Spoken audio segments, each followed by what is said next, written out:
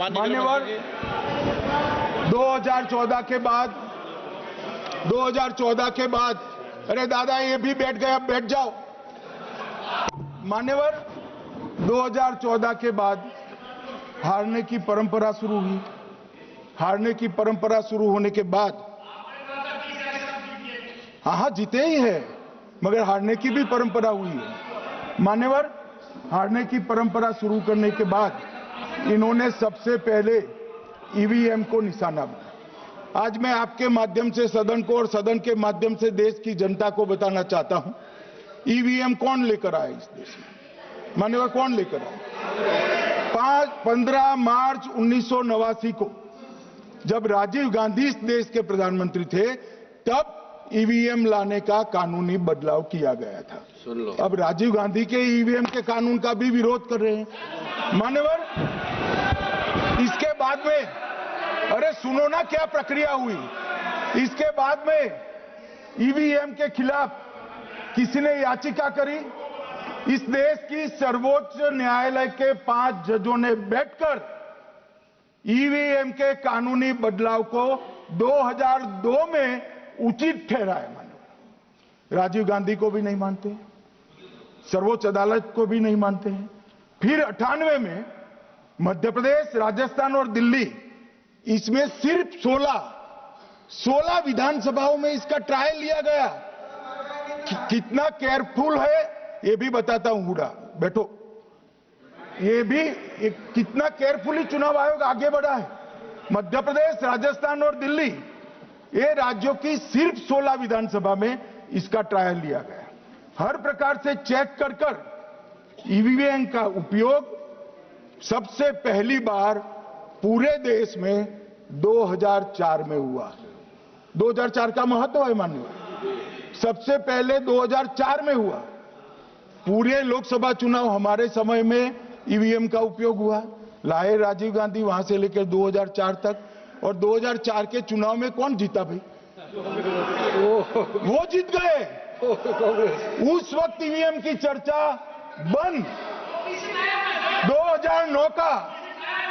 2009 का चुनाव हुआ, पूरा ईवीएम से हुआ, ये जीत गए। चुप्पी साध ली। 2014 में सब हम जीते तो कौ चालू कर दी। वो सरकार में थे। मान्यवर ये क्या है?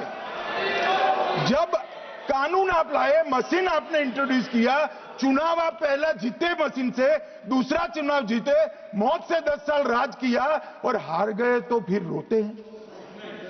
मान्यवर देश की जनता मानती है इसको। और दूसरी बार जब चुनाव आयोग को भी लगा कि सच्चे झूठे आरोप होते हैं, तो इस पर रिसर्च की एक प्रक्रिया हुई। मानिएगा 5 साल रिसर्च के बाद वीवीपीएटी की इंट्रोडक्शन हुआ। ये वीवीपीएटी क्या है? मैं जब वोट दबाता हूं तो समझ गए दादा, धन्यवाद।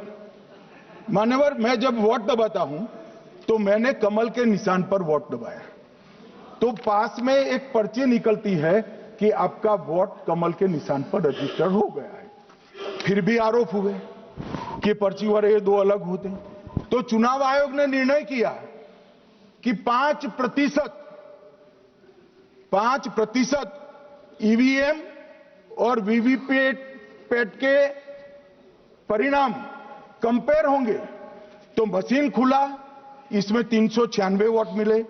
तो वीवीपैट में कितने वोट मिले, तो 396 है या नहीं है, ये 5% मशीनों में मिलता है।